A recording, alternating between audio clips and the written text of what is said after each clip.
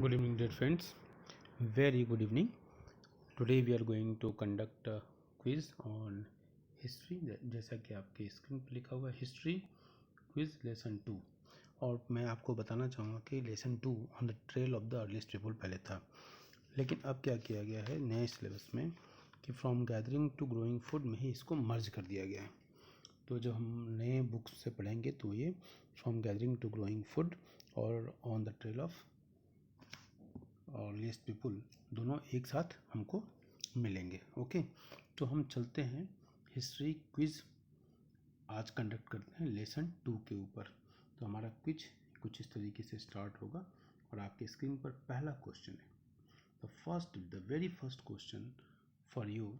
The hunter gatherers lived in the sub continent as early as. आप अपने answer comment box में लिख लें तुरंत।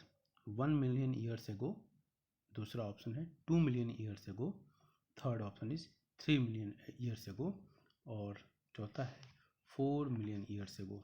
आपको बताना है कि आपका सही उत्तर क्या है। तो आपने मार्क कर दिया होगा अब तक और मैं आपको इसका आंसर बताऊंगा। The hunter gatherers lived in the sub continent as early as 2 million years ago. जैसा कि आपको मालूम है कि हंटर गैदरर्स जो एक स्थान से दूसरे स्थान पर मूव करते थे। और हिस्ट्री का अगर हम क्लासिफिकेशन देखें तो हिस्ट्री को 3 भागों में, एंशिएंट हिस्ट्री को 3 भागों में हमने डिवाइड किया हुआ है।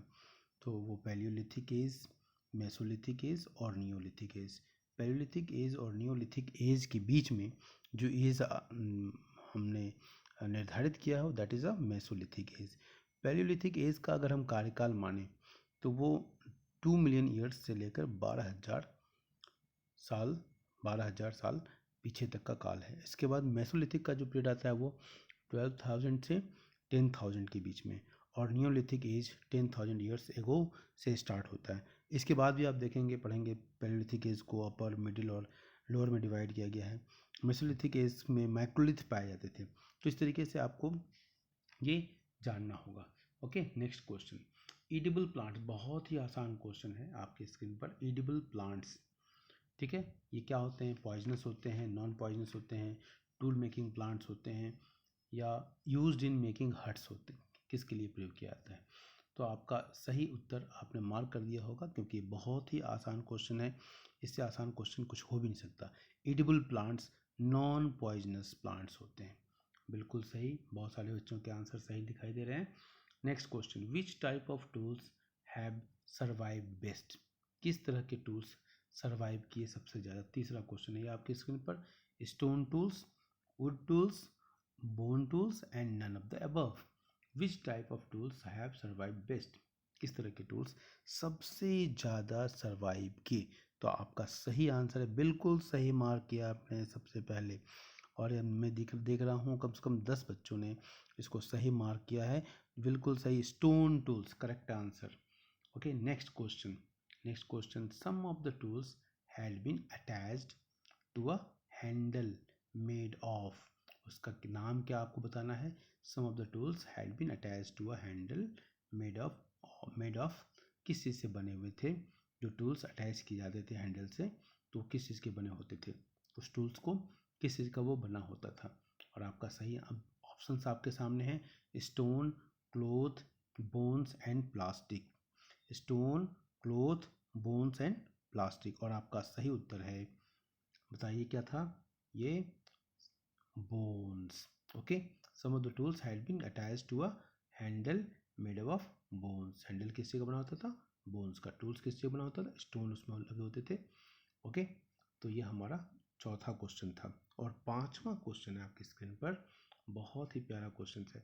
The evidences of hunter gatherers had been collected from which of the following sites? किस साइट से इसको मिला था हंटर गैदरर्स का, कि जो हंटर गैदरर्स ओके उनके एविडेंस किस साइट से मिले थे? तो कुरनूल केव्स, हुस्की caves, both A and B and none of these. Okay, तो हंटर और गैदरर्स के कहाँ से एविडेंस मिले थे? तो ये कर्नूल केव्स, हुस्की, ये दोनों जगहों से मिले थे। इसलिए हमारा उत्तर क्या होगा? Both A and B.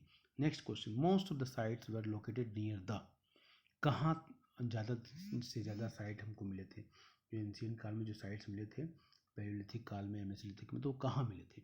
River bank के किनारे, लेक्स के किनारे, सीज के किनारे, या सबके किनारे, ऑल ऑफ दीज के किनारे। तो आपका सही उत्तर क्या होगा? ये नदियों के किनारे मिले थे, लेक्स के किनारे और सी के किनारे भी मिले थे, तो ये ऑल ऑफ दीज इसका उत्तर होगा। अब हम आते हैं अपने अगले क्वेश्चन के ऊपर, that is the 7th question. Bhimbetka बहुत ही फेमस साइट है, तो Bhimbetka site was the factory site, habitation cum factory site, none of the above. Bhimbetka किस तरह का साइट था? तो ये हैबिटेशन साइट है, वहाँ लोग निवास करते थे आदि मानव, और वहाँ पर आपने देखा होगा भीमबेटका में पेंटिंग वगैरह वॉल पर मिली थी। Most of the rock shelters were close to, Shivalik के पास, हिमालय के पास, रिवर और नर्मदा वैली के पास। Most of the rock shelter वो कहाँ दिखाई देते हैं, किसके नज़दीक थे? शिवालिक रेंज या हिमालय रिवर, और हिमालयाज और रिवर के नीचे के किनारे और नर्मदा वैली। तो आपका सही उत्तर क्या होगा? आपका सही उत्तर होगा नर्मदा वैली। नर्मदा वैली जो आपको सेंट्रल इंडिया में है। आज नर्मदा रिवर और तापी रिवर दो वेस्ट फ्लोइंग रिवर्स हैं, पश्चिम की तरफ अरब सागर में गिरती हैं, they fall into the Arab Sagar. नवा क्वेश्चन है आपके सामने, ट्रेसेस ऑफ ऐश, राख, ash have been found in Hunsgi, Mumbai, Kurnool और भीमबेटका। कहाँ मिला था राख? कहाँ दिखाई दिए थे? कहाँ मिला था राख? हुंसगी में मिला था, मुंबई में मिला था, कुरनूल में मिला था, या भीमबेटका मिला था? आपने अपने सही आंसर मार्क कर लेंगे जल्दी से। वेरी गुड, यस हुंसगी लिखा कुछ बच्चों ने, कुछ ने मुंबई, भीमबेटका। ओ लेकिन सबसे अधिक बच्चों ने कर्नूल लिखा था, तो जिन बच्चों ने कर्नूल लिखा था उनका 100% right, very good.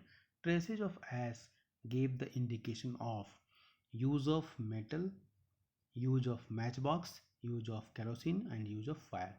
Traces of ash gave the indication, मतलब जो ऐश मिले, राख मिला, वो किस बात का इंडिकेशन है? यूज ऑफ मेटल का, यूज ऑफ मैच बॉक्स का, यूज ऑफ केरोसिन या यूज ऑफ फायर। और इसके आंसर यूज ऑफ मेटल भी कुछ बच्चों ने लिखा है, use of match box, use of kerosene, और लास्ट ऑप्शन कुछ बच्चों ने यूज ऑफ फायर भी मार्क किया है। तो जिन बच्चों ने यूज ऑफ फायर मार्क किया है दैट इज राइट आंसर, तो वेरी गुड, करेक्ट। अब देखते हैं next question, 11th question. In which period the major changes in the climate of the world had been noticed? Okay, in which period सबसे अधिक जो है एनवायरमेंटल चेंजेस किस period में देखने को मिला? In which period the major changes in the climate of the world had been noticed? Paleolithic age में, नियोलिथिक एज में, मेसोलिथिक एज में, माइक्रोलिथिक एज में? तो आपका सही उत्तर आपको मार्क करना है। Yo yes 10 students they are writing पैलेयोलिथिक।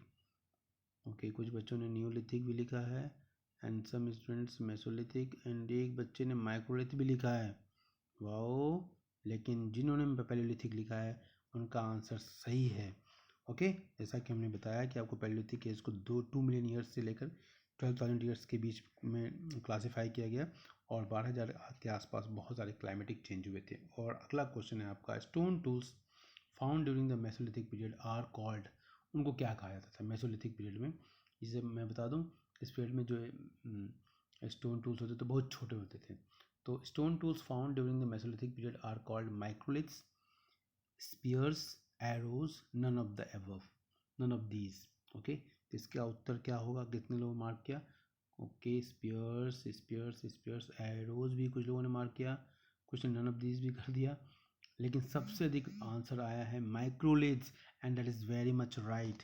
तो माइक्रोलिथ का मतलब ये होता है वेरी स्मॉल, माइक्रो टाइनी। तो मेसोलिथिक पीरियड के बारे में बता दो कि मेसोलिथिक पीरियड को मिडिल स्टोन एज कहा जाता है। स्टोन एज को हम 3 भागों में बांटते हैं, पैलेयोलिथिक, मेसोलिथिक और नियोलिथिक में।